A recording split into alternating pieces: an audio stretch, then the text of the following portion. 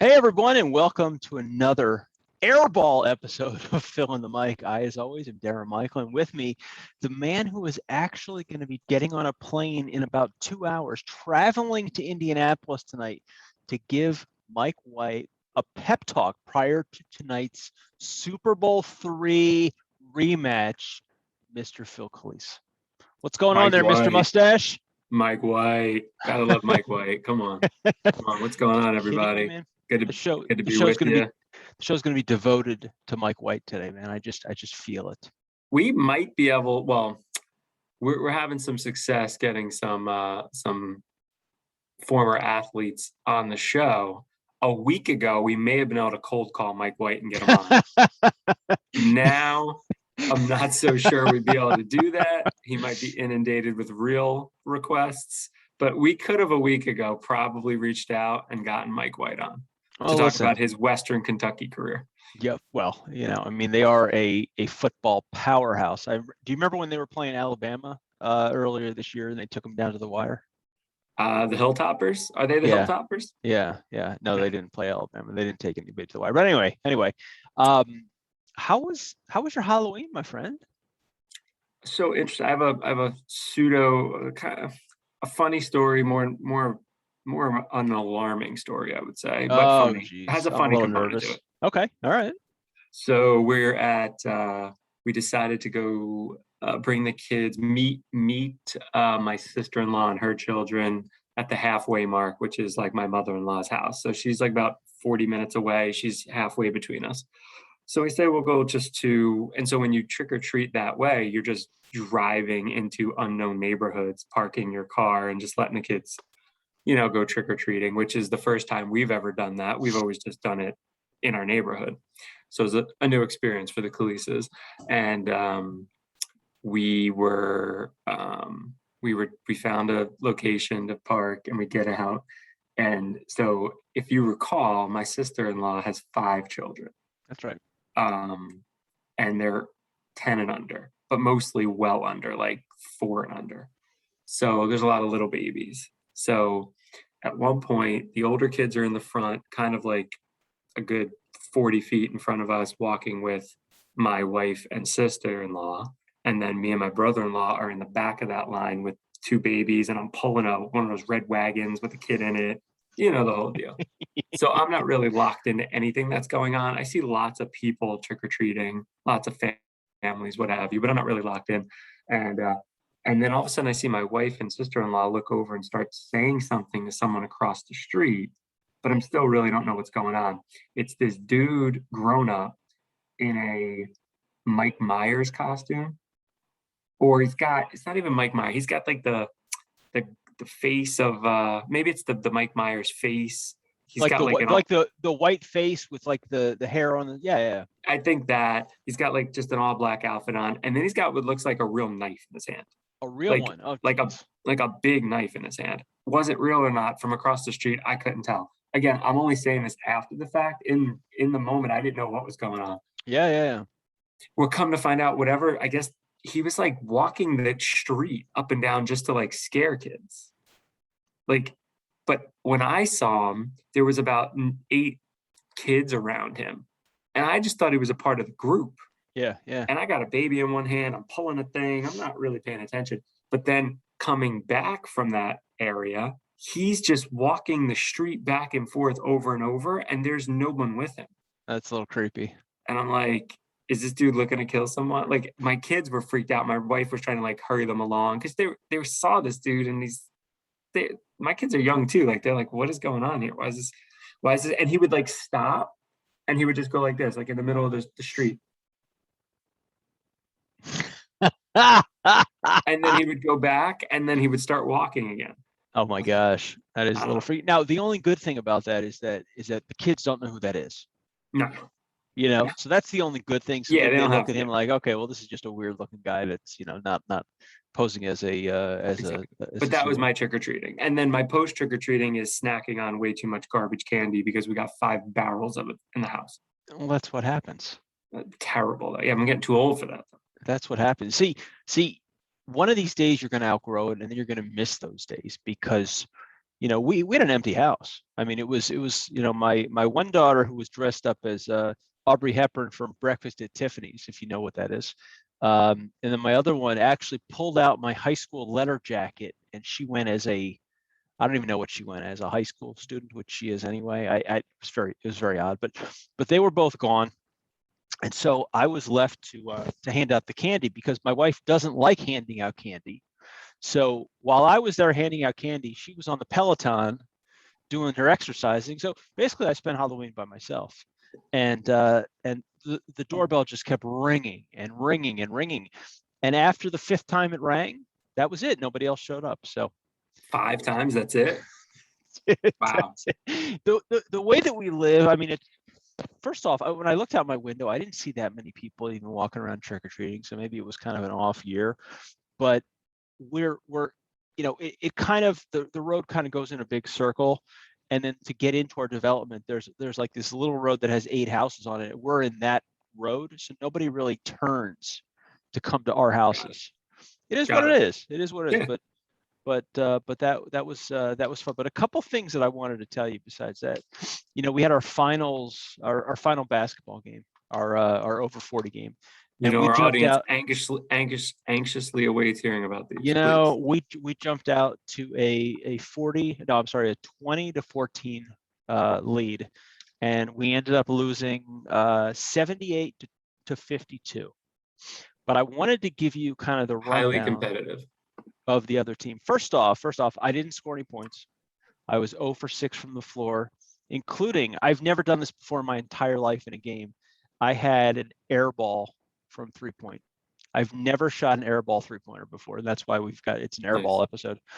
And not only that, something else that's never happened to me before, I got blocked on a 3-point attempt twice.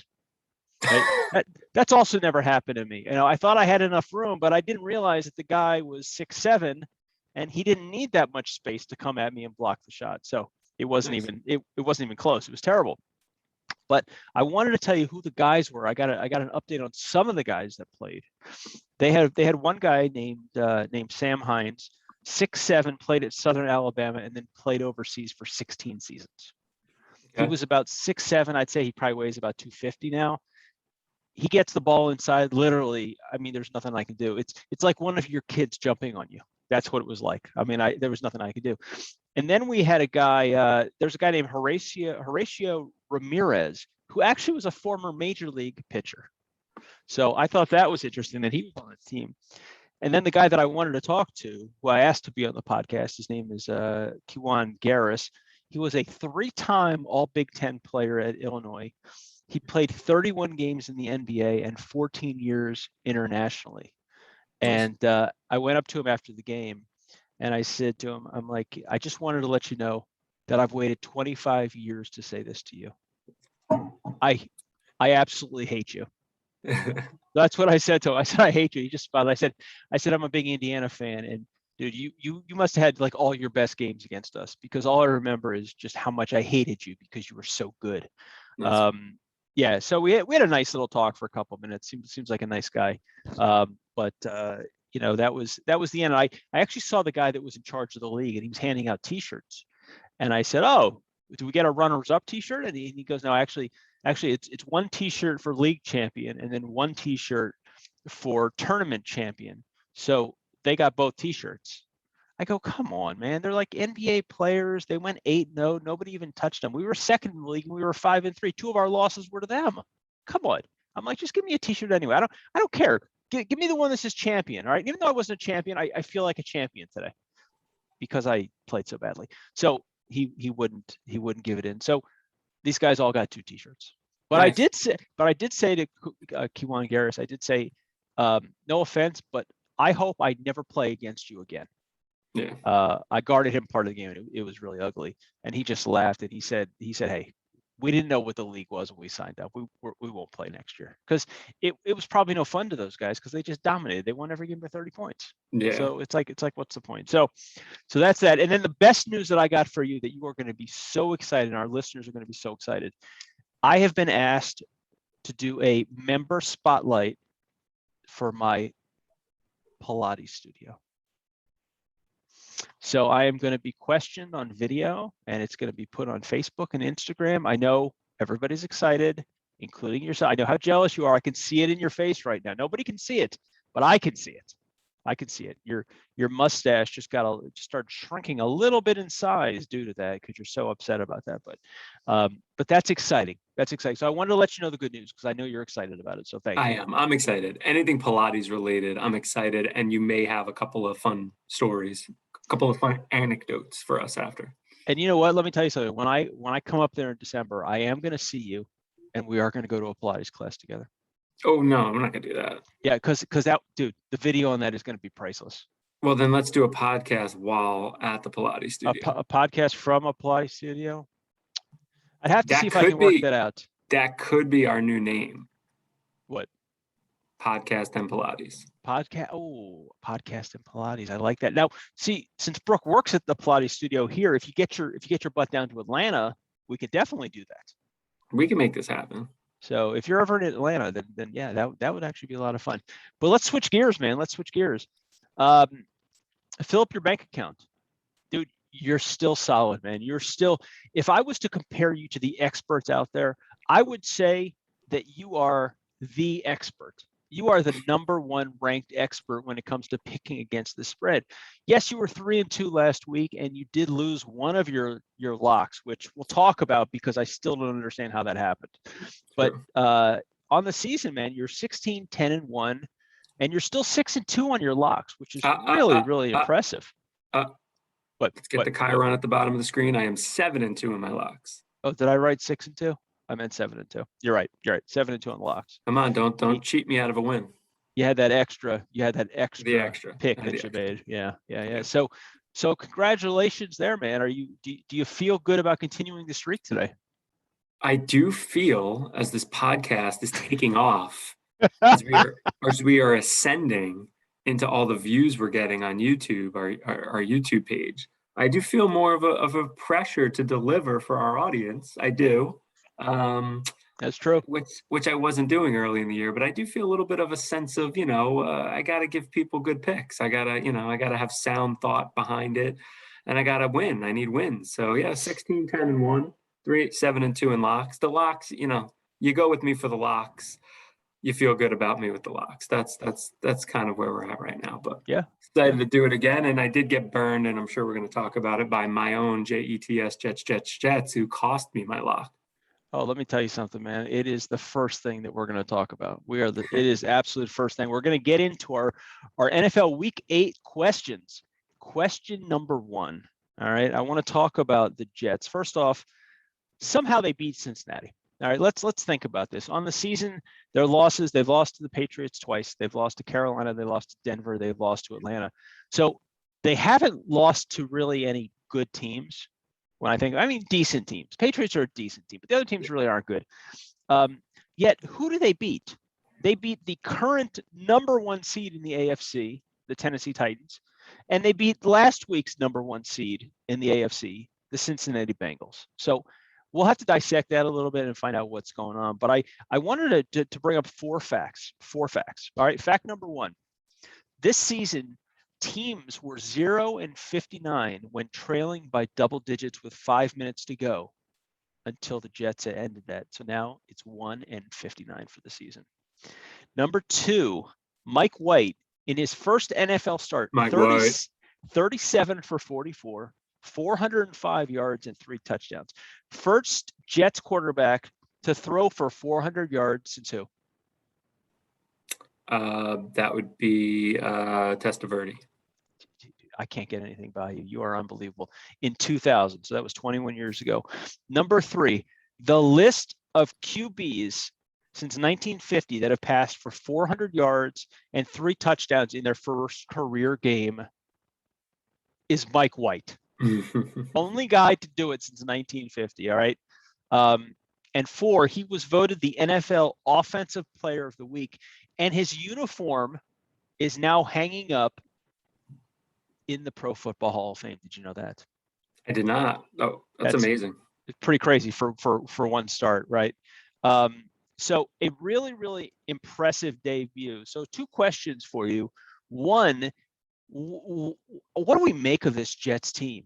And then two, what should we expect from Mike White going forward?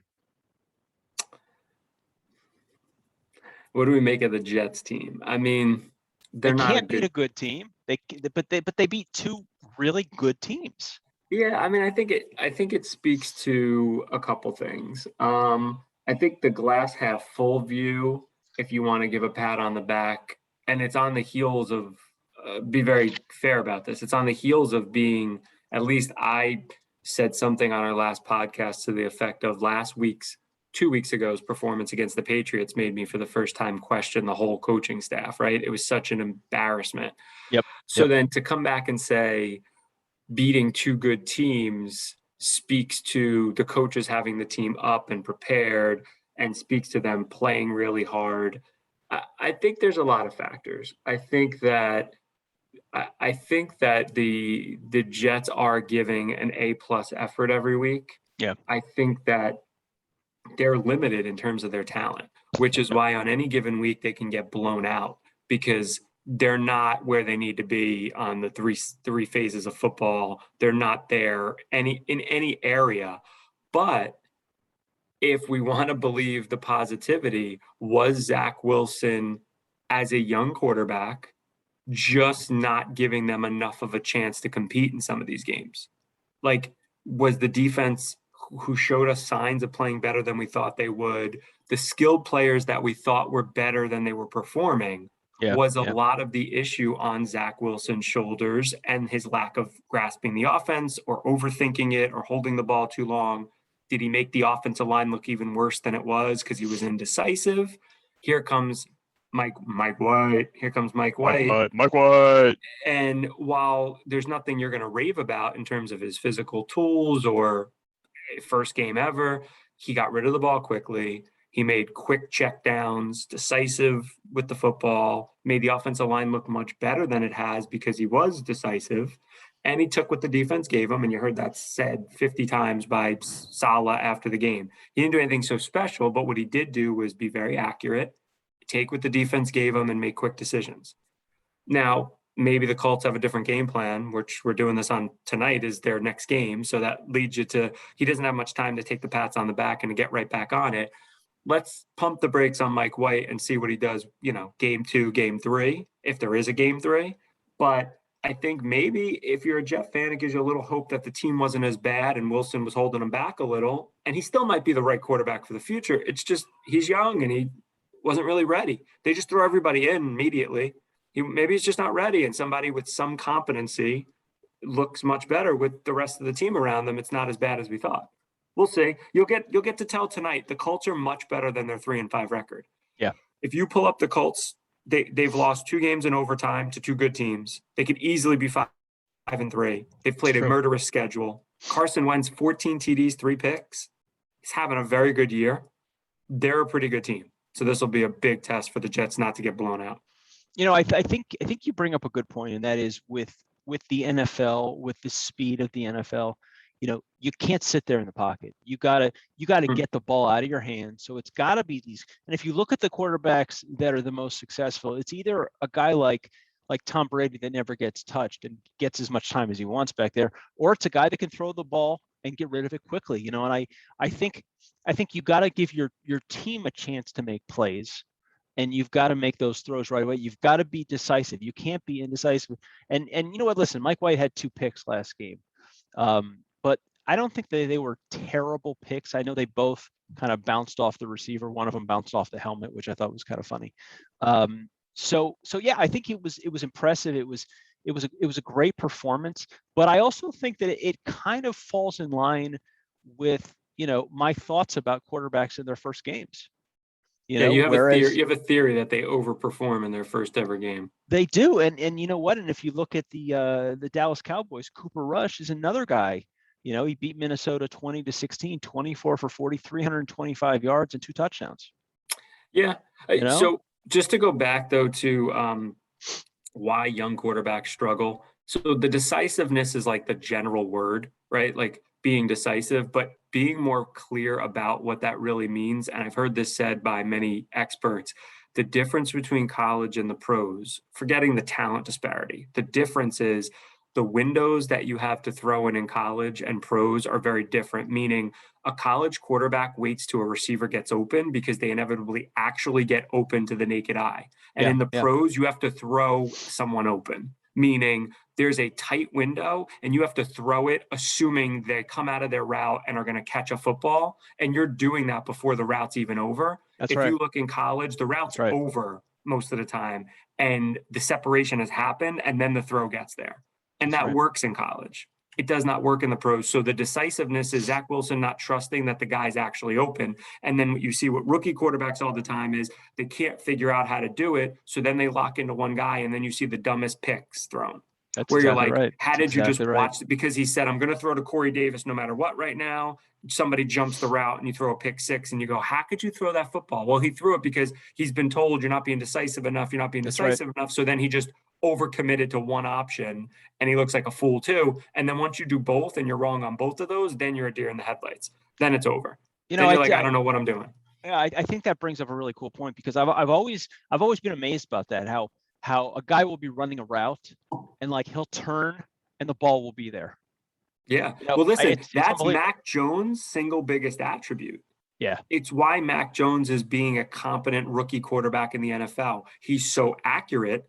In that Jet game 2 weeks ago, I hate to just keep talking about the Jets because the Jets stink, but in that Jet game, he was throwing passes, hitting people perfectly on the run, in stride. They were maximizing their yards after catch. Yep. And he was doing it in a way that made every little check down go for 8 yards instead of 2 yards, where Zach Wilson's thrown behind the guy at his feet. He's got to stop to catch it. That's a huge difference. It's the simple things, but Mac Jones does the simple things well. And I can see why Belichick liked him because it reminded him of Brady. Yeah, exactly. Early in his career. All right. So let's move to question number 2. The Packers beat the last undefeated team, the Cardinals. So the crazy thing about that is Rodgers did it with virtually no weapons. He had a lot of his receivers that were out that game. My question to you, are the Packers the best team in the NFC? Ironically, you didn't even bring up that Rodgers now has COVID. Well, I'm going to talk about that later, but I'm saying prior to him having COVID. Yeah, you got to separate the two. That's the question. You know, I actually think currently the most dangerous team is the Cowboys. Yeah, but who's the best team? The best team. Yeah, I mean, listen, you can make a case the Packers are the best team. They have the best quarterback on a team that's, I mean, I think Rodgers is still the best quarterback in football right now. Yeah. Mahomes has had a bad year. So with that being said, I would elevate Rodgers to above Mahomes at the moment. So all in, the Packers scare me because they never play good enough defense to win big playoff games. But yeah, right now, aside from COVID, which isn't really a big deal, he's fine and he'll be back in a week or whatever. Yeah, I could say that. I think the Cowboys are the most dangerous, though. I think their offense is the scariest. Yeah, I agree. Question number 3. So the Lions, I'm going to remind our audience who you picked to win last week. They barely lost to the Eagles 44-6. That was a good one. The question is, I mean, listen, the Lions have been really competitive. I mean, I think they're probably one of the better winless teams halfway through the season. You know, I mean, they've been in a lot of close games. What happened? And are they just bad? I mean, is that what it comes down to? When you get a beat down by an Eagles team that's very average, are you just a really bad team? Is that it for them? I mean, are we looking at basically an 0-17 season potentially at this point? Well, that would be historic since we've now added 17 to the mix. You know listen, that was my worst pick of my 27 picks on this podcast. I mean, because I've lost some close ones, but I've never gave you a game where it's just a stink burger. That was horrible. And the angle on the Lions was they were playing competitively. Yeah, they had just showed excellent at LA, and then they came home to play play in a winnable game against an average to below average Eagle team. And then they just laid an absolute egg, and they remind you why they're the Lions. Yeah. And they did it going into their bye week. So no, they're not going to probably go winless because it is 17 games and they'll pick off someone, but man, I mean, being a Detroit Lion fan is one of the few teams that is fan base is worse than being a Jet fan. That's true. That is worse. They are worse. They really are. They've never won a Super Bowl. So Never a Super at Bowl. least as a Jets fan, we've won one. Well, and we've never had like guys in their prime retire early just not to play with us. Twice. I know. That's a rough franchise, man. That is. All right, question number four. Big trade. Von Miller goes to the Rams. What are they getting with Von Miller, and is that a good move for the Rams? It's a great move for the Rams simply because they don't value their draft picks, and you're actually starting to see some of the better franchises. Now, the Rams could go a lot of different ways after these next couple of years, but they're putting their chips in the middle of the table and saying between adding Stafford, all the acquisitions they made, Ramsey, they added receivers, they're all in to win it. They're a few years removed from that ugly Super Bowl loss to the Pats where they didn't score. They've upgraded their quarterback tenfold. Yeah. They can win it all right now. And I think they view a couple of mid-round draft picks for Von Miller as if he wrecks one game in the playoffs, if he gets one big strip sack in the playoffs, those 2 draft picks were worth it. So they don't need Von Miller to be 3 years ago's Von Miller. They need him to find that secret sauce for a couple big games. And I think they're banking on the fact that he'll be re-energized on a better team. He doesn't have to be great. He's got to make a few big plays that'll make you say the trade was, the best trade ever. And I think he will. I think he has that ability, and he doesn't have to be great. So I think he'll be good enough in a few big spots for them. Okay. All right. I agree. And question number five. Injuries. There were a couple big injuries last week. You got Jameis Winston, who tore his ACL, who was playing really well. And then you had Derrick Henry, who's out for the season also. And they, he wasn't just running away with the rushing title. He was up by almost 300 yards. I mean, uncanny what he was doing. I mean, he was having just an unbelievable career, unbelievable season. And then they went and they signed Adrian Peterson. The guy's I guess he's in the gym just in case somebody calls. I mean, who knows? I think he just turned 60, 65. I can't even keep track. But how is that going to affect those two teams that are definitely vying for playoff spots? Yeah, and I really like the Saints this year. We talked about it. I thought they were a team that could be real dangerous. And part of my thought was that Winston would be really good with Peyton as his coach, and he has been. Taysom Hill, Trevor Siemian, it's a step back from Winston. Winston's a better quarterback than those guys. Do I think they could patch it together and still get to 9 or 10 wins? I think they're 6-2, right? So, I mean, or are they 5-3? I think the Saints will not be nearly as good. They don't have Taysom Hill cannot throw the deep ball. Jameis Winston can throw the deep ball. Taysom Hill cannot. The Saints are 5-2. So, are they still the second best team in that division? Yes. I think it obviously eliminates any chance they could have caught Tampa, which I don't think was completely out of the realm of possibility. The bigger loss to me, because I think the Saints had a ceiling that was not as high, but I thought they were a playoff team. Yeah. The Titans had aspirations of getting to the Super Bowl, legitimately, but it was on the back of the best running back we've seen in a long time. Oh, yeah. They're going to take a big hit. I would be stunned if they don't take a big hit. And although they're 6-2 and they just beat the Colts in an epic overtime win, which currently makes them sit 3 games ahead of the Colts, and they beat them twice this year, so really 4 games ahead. I don't know if the Titans hold on and hold off the Colts. I think the Colts could still catch them. That's how big of a loss I think the Titans are going to have. I think they're going to have a challenge. But I do love the coach. Vrabel, I think, is a good coach. Yeah. So I think if I had a guess, I do think Tennessee holds on to that division. But that's saying a lot that I think they might hold on when they're up 4 games. I mean, Derrick Henry's that valuable. I think he really is. I mean, teams are going to have to play differently with Adrian Peterson, obviously, versus Derrick Henry. And Tannehill, I think a lot of his success was on the back of Derrick Henry. Oh, there's no doubt. Now he's going to have to find something, and they're going to have to. So I do really love Vrabel, and he will be creative and try to on the go figure it out. But that's a big loss. Just a big loss. Yeah, I agree with that. It's time time to give out your game ball for the week. And I think it's pretty self-explanatory, but I'm going to give you three choices anyway. All right. We've got our man that we've already talked about, Mike White, who led the Jets to a win, a 34-31 win versus Cincinnati.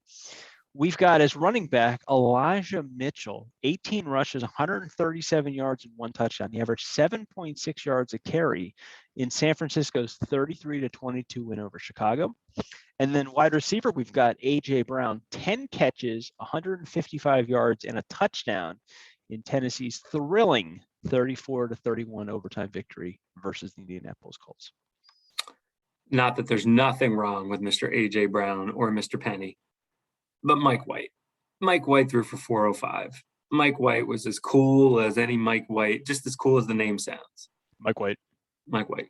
The name you give when you're on the run from the authorities. But my man was dropping dimes and playing well. How many guys can say that their jersey is in the Hall of Fame after their first start? Listen, it feels a little, because it's New York. I'll give people a reference to about a decade ago or thereabouts. It feels a little Jeremy Lin-like, when Jeremy Lin didn't just come out of nowhere, but he was awesome for like 30 games or something. I don't know where that came from. And then he parlayed insanity. I love it. He parlayed it into a couple of good years. Yeah, and he actually had a nice little career for himself and made some money. Yeah, I'm not saying Mike White's going to do that, but football is such a short season and has so much impact that four games would be the equivalent of Lynn's 30-game rise in New York. Absolutely. Maybe 3 games would feel like the 30 that was the Knicks time. So can he do it back to back and do it on a Thursday night? We shall see. All right. This is my favorite part of the show. You know it is. It is, man. And of course, what's the game that I put money on last week? I put money on the Jets game. Yeah. Well, against the Jets. Against the Jets. I thought that was the lock of the century. Turns out that was money that I will never see again. So time for fill up your bank account, man. I want to see a big week here because I need to make up for that horrific Jets win or my loss last week. Yeah, I mean, listen. So that picking against the Jets is one of my rules you shouldn't do. Like, as a fan of your team, you shouldn't bet your team either way because you're emotional, right? And you're supposed to take the emotion out of betting, and that's why you shouldn't bet your team good or bad. We made a mistake. I learned from it. I won't do it again. So am I picking the Jet Colt game this week? Obviously not. So we'll go with the first game, which is the team I said I believe to be the scariest team in football, the scariest offense in particular. We'll go to Dallas, and we'll look at Dallas laying 10 against Denver. At first thought, and there is a little bit of a theme of my picks this week, but at first thought it was 10 seems a bit high. The Broncos are a 500 team. They're not bad. Then I think about the impact that Miller being traded has. Yeah. And I think they don't respond. Like, sometimes there's adversity and you respond well, like a big injury. Yep. And the team rallies around that. That's right. But when a guy gets traded who's like the franchise player and the player wasn't asking to be traded, I don't think that's something the team rallies around. I think that he was crying, he was emotional. Like, I don't think they rally around that. I think it takes a few weeks to just even absorb that. So I don't like Denver fresh off that trade this week. I think Dallas puts a hurting on them. So I'm going to lay the 10 and feel pretty good about it. Almost made it a lock, but I'm going to stay off the lock part. Okay. The next game is my classic theme. My classic theme of there's a situation here falling in the same line with the Broncos where there's turmoil around Cleveland. The OBJ stuff, if anybody saw it, the dad's posting stuff about Baker Mayfield stinks. And he's missed them a myriad of times, and like a poor OBJ, like he should have way better numbers. Stop getting on him for not being any good. Meanwhile, the guy's been hurt his whole time in Cleveland. He's been useless. Yeah. But again, Cleveland's a bad franchise historically. They're 1-1A with the Lions outside of these last couple of decent years. And I don't think they rally around this either. I think there's a lot of problems in Cleveland right now. And they got to go to their local, this is the local Ohio, right? This is the local Ohio battle, Cleveland and Cincinnati. And although I made a mistake making the Bengals my best bet last week against the Jets, this spread feels like it's way too low. and it's like a penalty for them laying an egg against the Jets. And I feel like it is. It's like Vegas just saw something. They're like, wait a second. All right, the Bengals stink. Like, what? How could they do that? I don't think they stink. I think Burrow's good. I think the Bengals are good. They need the game. They're home. And the Browns are in a bit of a mess. Yep. So only laying 2.5, I feel pretty good about the Bengals. Okay. The next game may burn me, but I'm just making this real simple. Sam Darnold and the Patriots don't go together. He sees the Patriot jersey and he absolutely melts down. And I'm just going to assume that continues. And it's not any different in a Panther uniform. He hasn't been good in the last month anyway as a Panther. He's no good without McCaffrey helping him out. And I think he sees Belichick in the Pats and he absolutely melts down again, probably throws 2 or 3 picks. And before you know it, PJ Walker, the 6'8" small forward from the NBA team we don't know exists, comes in. And I think so. I'm going to lay the 3.5 with the Pats. And then I'm actually going to go with 2 more games. So I'm going to just do the 5 thing again. Wow. And I'm gonna double down and make this my. Oh no, I'm sorry. Let me save this one. I'm gonna save the lock. I like the Giants like I liked them last week. I like them again this week. This is a simple rule. Vegas, cross country, 1:00 game in Jersey. Are the Raiders the better team? They are from a record perspective, and the Giants can't get out of their way and ever win any of these games. But as you saw, even Monday night against the Chiefs, they played the Chiefs to a 3-point game. They were right there with them, and I don't think the Raiders are really that good. And I think the travel across the country is not easy to play a 10 a.m. game in their local time. So I like the Giants +3.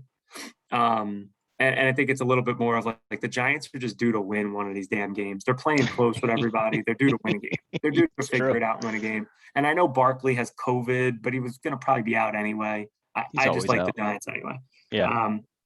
And then we'll go to my lock. And my lock, at first sight, doesn't fit. It's the Chargers going across town or going across the country to Philly, but it's at 4:00, which I do think means something because the game is really 1:00. It's a natural time they're used to playing football.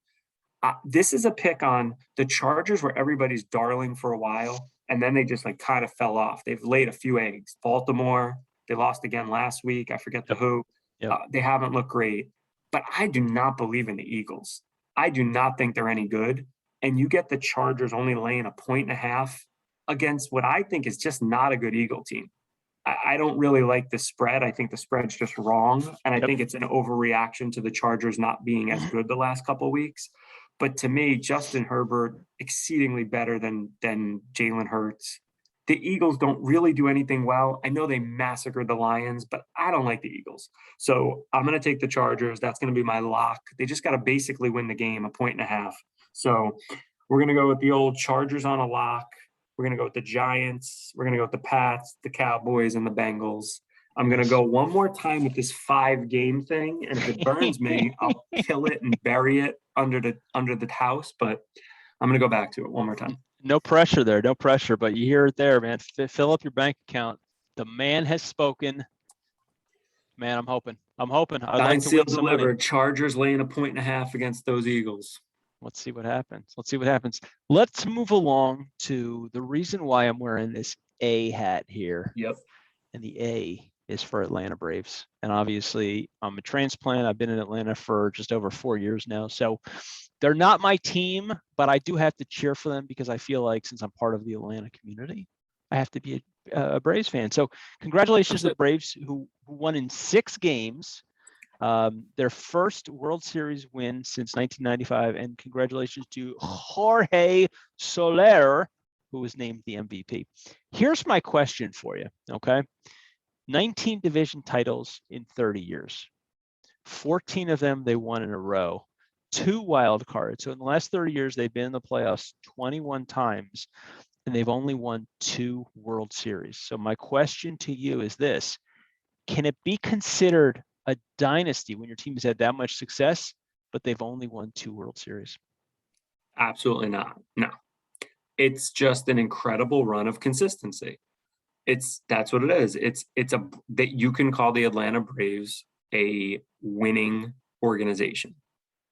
That's the most fair way to, if you're just like, hey, show visual aids of different teams and what's the first thing that pops into your head, winning consistently or winning organization would be the things I would say about the Braves. Very good organization, haven't been able to get over the hump a lot. Ironically, as a Met fan and living through that incredible era, really it's my whole life basically. The Braves are good, but living through the big four pitchers, or really when you think about it, the big three with Smoltz, Glavine, and Maddox. Yeah. And how they really only won the one time. And then this, ready for this horse bleep pitching staff wins a World Series. I mean, comparatively speaking to the dynasty of pitchers that was that, mid to mid 90s through early 2000 staff or whatever that was. A little different. I mean, incredible, that pitching staff. This, Max Fried and a bunch of whatevers, Max Fried, Charlie Morton, and who's the third starter? You had the manager going, who's my third starter? Ian Anderson? All right, let Ian pitch. Like those guys pitched well, though. They did. No, I'm not taking anything away. I'm saying if you're a Brave fan over the last 30 years, you won one title with that dynasty, right? Because that felt like a dynasty. Hall of Fame pitchers, incredible teams, and you matched it with one ring with a group. You traded for half that team mid-season. Half the key contributors were traded to the team in July. Yeah. I mean, the pitching staff does not knock your socks off. The bullpen does not knock your socks off. And that team just won a World Series. I mean, kudos. It proves you have to just get in and you got a shot. Because they won 88 games in a mediocre NL East, thanks to the Mets basically falling apart, and they won a ring. Teams can aspire, so you get to the playoffs and you can win. And it's not a knock on the Braves. It's incredible. They maximized their opportunity this year. No, it was. Listen, they just wanted it. They made great personnel moves. Yeah. And it just all worked out. You don't have to have the highest payroll. You don't have to have the best players. It just has to work. Well, and here's the biggest thing I would give kudos to the Braves. Obviously, Freddie Freeman is a top 5 player in baseball. Yeah. He's that good. I mean, he's been a big favorite of mine. He absolutely destroys the Mets 19 times a year. So I can say I see a good 1/8 of his season every year watching him play the Mets and beat them down. That's true. But what the organization did that was really not an easy call, and it was a genius move, is when Acuna went down, which people are kind of forget, they're really their most incredible player. Oh, he was having an incredible season. And he was awesome, and he's an awesome player. Goes down for the year. And as the Mets didn't run away with the NL, because if you forget, the Mets were up 5, 6, 7 games the first 2-3 months of the year. The Braves were just hanging on by a thread. The Mets looked like they had all the momentum. And then the Mets got cold. Acuna goes down, and the Braves look at it like, this division's there for the taking. That's right. We could sell off, and it would have been easy to do it. It would have been easy to sell Charlie Morton and get a few picks or get a few young prospects. Could have sold off a couple of these guys and said, you know what, it's not our year. We'll do it again next year when Acuna's back and what have you. And the Braves, great job on their part. They didn't. They actually went and added like 5 or 6, no like gigantic names, but they went and added some nice pieces. They felt like with Albies and Freeman, they had enough, and Riley, who's emerged, and Swanson, who's a good ball player. They felt like they had enough there. And then it all clicked, and it really worked. But that's who really gets the kudos. A lot of organizations, when Acuna got hurt, would have sold off. That's right. And said, you know what, we'll try it again next year. And the fans in Atlanta wouldn't have been like shocked by that. If they would have said, listen, we're floundering around 500, our best player's out. Let's trade. Let's look at next year. Yeah, I mean, listen, we thought the season was over when he went down. Yeah, fair enough. It just goes to show you, man. They just put it all together, and I felt really great for the manager. I think he's been in their organization for like 45 years or something in all different levels, and he finally gets to be the major league manager, and he wins a World Series right away, which is exciting. And this Braves team, forget if you like Atlanta Braves or not, and obviously I don't like them as a Met fan, but this Atlanta Braves team is why we watch sports. Because when you say like what's so amazing about sports, it's that the most unexpected things can happen. And in this instance, after Acuna goes down, you could have probably got 50,000 to 1 odds that the Atlanta Braves are going to win the World Series. Literally. And then even when they made the playoffs, because the NL East stunk, they had to be one of the probably least predicted teams to win it out of the 12 teams out of the 10 teams in the playoffs. The Braves had to be at the bottom. Think about if you were looking at the list of 10 teams, you're saying, no way this Braves team's getting through the Dodgers and the this ones and the that ones. And like, there's no way. You're saying they just don't match up. And they did it. So it was why sports is amazing. It was exciting. It was definitely exciting. Definitely exciting. Congratulations to the Braves, man. I'm excited. The girls actually don't have school tomorrow because it's the Braves parade, so they canceled all the schools in the area. Well, in New Jersey, they don't have school either, but that's because it's called Teachers Convention Week. Otherwise known as, you know what? Maybe everybody from Jersey can go meet down in Atlanta and we can all do the chop together. I like that. I like that. That obnoxious freaking thing I've been hearing in my sleep for 39 years. Well, you know what? What do you expect, man? You get a better ball team out there next year, and then you won't have to hear it as much. So, NCAA football. Okay. The first playoff rankings finally came out. And you and I talked about this offline for a long time, and I know you saw this, but let's just go. I'm just going to go through the top 10 with you. You've got number 1 UGA at 8-0, number 2 Alabama at 7-1, number 3 Michigan State at 8-0, number 4 Oregon at 7-1, number 5 OSU at 7-1, number 6 Cincinnati at 8-0, number 7 Michigan at 7-1, number 8 Oklahoma at 9-0, number 9 Wake Forest at 8-0, and number 10 Notre Dame at 7-0. Now, we talked about this online, and I just thought that I would let our listeners know, but we had talked a lot about the fact that Oregon should have been ranked ahead of Ohio State because they beat Ohio State. And granted, it came true. They're ranked number 4. Ohio State is number 5. But let's be honest. Let's be honest for a second, right? You've got the number 2 team in there as Alabama. Listen, they're a good team. I'm not going to say that they're not, but they have a loss, and you have them number 2. And then you've got Michigan State at number 3, which I'm completely okay with. I think that's great. But Oregon at number 4, you've got Cincinnati at number 6, it's 8-0. You've got Oklahoma that's 9-0. Wake Forest, they're 8-0, but I definitely wouldn't put them in the top 4. Did Cincinnati just really get, I don't want to say screwed, but I mean, did they really just get screwed because they're Cincinnati? Yeah. So there's a couple things, and this constantly comes up. The committee is each year is supposed to be an independent entity of itself, right? Like it's not supposed to matter what you did the year before that, year before that. Yeah. Alabama can only be ranked number 2 if you just blur years together and let your bias take over. Yeah. They're not number 2 right now. Like they lost a game. They have a couple of decent wins. They don't have any signature win, and they lost a game to a 2-loss team, meaning that the team they lost to has been beaten by 2 other teams this year. So it's just they don't know how to separate their thought of Alabama. Alabama is always a problem in the rankings. Now, when they're undefeated, they're not a problem. They get to be ranked 1, and that's fine. That's right. But the first ranking that comes out when they're 7-1 and they still make them 2 makes you know that what would Alabama have to do to fall out of the top 4?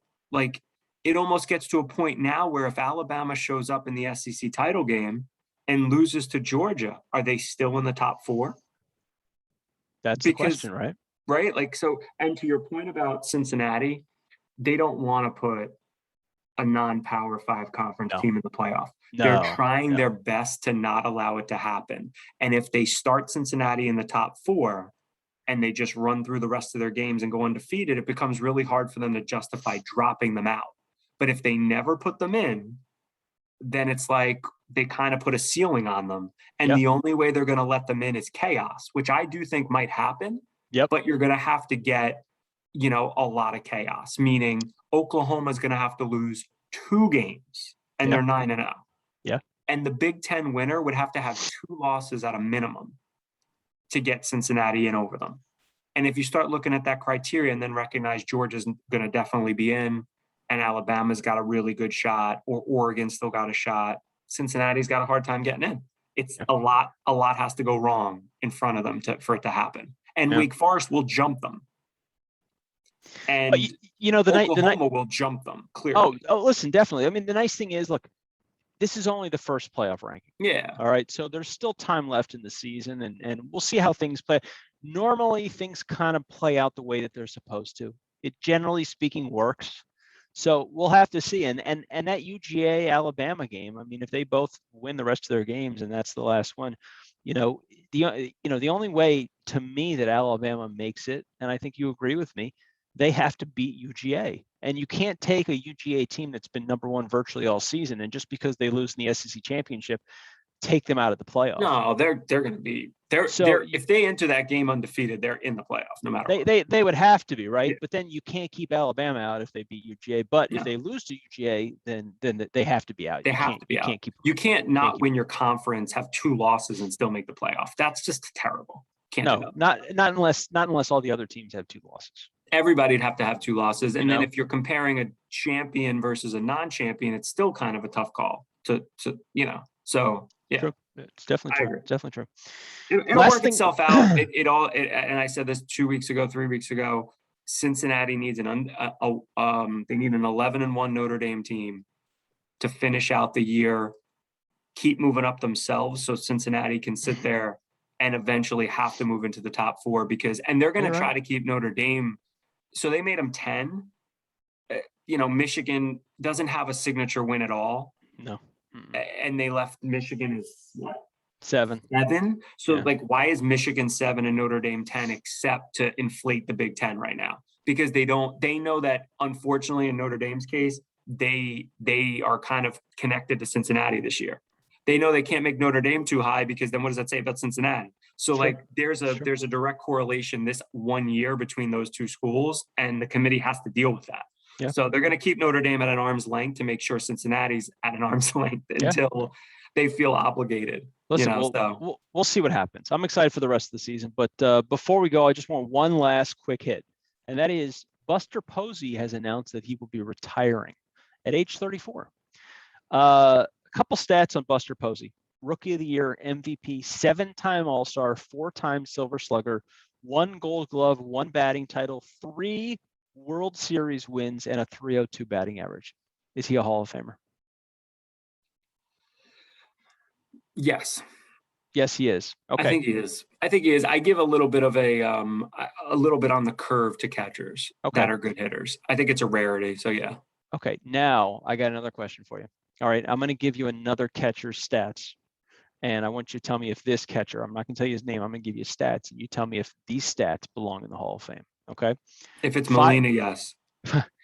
5-time All-Star, 4-time World Series champion, 5-time Silver Slugger.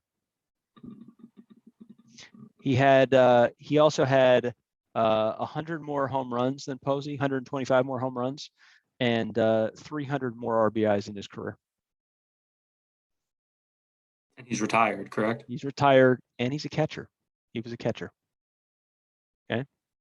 Are those Hall of Fame numbers? You said Posey's numbers were Hall of Fame. These are similar. No. So I don't know, because here's what I like. This is my criteria. If a guy doesn't have the longevity, and Posey doesn't have the longevity, so he's not a compiler, right? So there's 2 ways to get into the Hall of Fame: the longevity compiler player, and then there's the guy that was he the best or like in the top few at his position when he played. Yeah, that's Posey's criteria to me. There was like a 5-year run where Posey was the most dangerous hitting catcher in baseball. But I don't know about this guy. I don't know who you're talking about. I'll tell you in a second. But when you look at Posey, he only averaged 136 hits. He only averaged 14 home runs and 66 RBIs per season. So the only thing that he really, in my eyes, the only thing that he really had going for him was that he was able to produce a solid batting average. He was a 300 guy basically every year. Yeah. Right, so that's how I looked at it. But wouldn't we, and maybe I'm mixing up Posey a little bit because he wasn't a big power guy, but wasn't he the best offensive catcher for like 4 or 5 years all in? He wasn't, like I said, he was a hitter. That's what he was. Yeah. He didn't have power. Yeah, maybe I'm cooling off in real time on Posey, but tell me the other guy. Jorge Posada, who actually did not even he got knocked off the ballot after his first year because he didn't even get 5% of the votes. With 5 All-Star games, 4 World Series titles, and 5 Silver Slugger awards. Well, so I hate the Yankees, so this is hard right off the bat. I'm biased. It's tough. It's tough. I'm biased. But what does the 4 World Series have to do with anything? Well, I mean, he just has 4 I rings. know. It's still those teams were juggernauts. I'm just saying. They are. I'm not going to say that never played for them. They would have won 4 World Series. But he was also really good. Yeah, he was a good hitter. And I kind of look at Posey, and I think he is going to be a Hall of Famer. But I kind of look at him. I think he's got a few more accolades. But I look at him as, you know what? When you really dive into his career, he was to me, he was an average catcher that played at a time when there weren't good catchers in the NL. Well, Molina's a Hall of Famer and has played a long time. Well, Molina's different though, because he's come into his own offensively, but he's always been known as a defensive. But he's been an incredible the longevity, greatness as a defensive catcher, and then he's found a way to have enough of a stick over a long period of time. And he's won a couple rings and a clutch hitter. Like, to me, he's this era's best National League catcher, just because of longevity. I think he is. He is. So Posey, you know what? I'm gonna have a mulligan. Posey's not a Hall of Famer. And I think he's not. It's that went too low on my scale. He's not. You know what it comes down to with Posey is I think you have to compare him. Are you comparing him to catchers, or are you comparing him to just the catchers that he played in during his 10 years in the majors? He didn't play. I think he played 11 full seasons. So you're not comparing. If you're just comparing him to a time where there weren't great catchers, there was one other great catcher who's a lock Hall of Famer. I don't know. Did Posey get the 3 rings from that run with the Giants? Was he there for all 3? Yeah, all three. Okay. So that's that. So I don't know, and it's definitely something that's debatable. But just overall, I think from what I've been reading, most people do consider him to be a Hall of Famer. Yeah, so we'll see. It's interesting. He's an interesting case. He really is, because you know what, Posada did have better offensive numbers. Yeah. But he didn't even get a sniff. But he was never considered in that era of offensive production. He was never considered one of the best, 3 or 4 guys at the time. No, it's true. So it's true. Every era is different, I guess. We'll see. A lot of stuff to talk about. Well, thank you everybody for joining us today. We've had another great episode, and I hope you keep watching. I hope everybody keeps watching. I hope you keep enjoying it. We're looking forward to the future. We've got a lot of exciting things planned that we'll talk about. Hope everybody watched the Cappy Pondexter interview. We're getting a ton of great feedback. I'm still super excited about that whole thing. Tell your friends, tell your neighbors, tell people you like, tell people you don't like. Let's grow this thing. Let's keep getting bigger. Let's keep spreading the wealth and the word around, and keep having a good time. So hope everybody has a great weekend. Enjoy the football weekend. Make some money with Phil's picks, and we'll look forward to seeing you next week. Take care, everyone.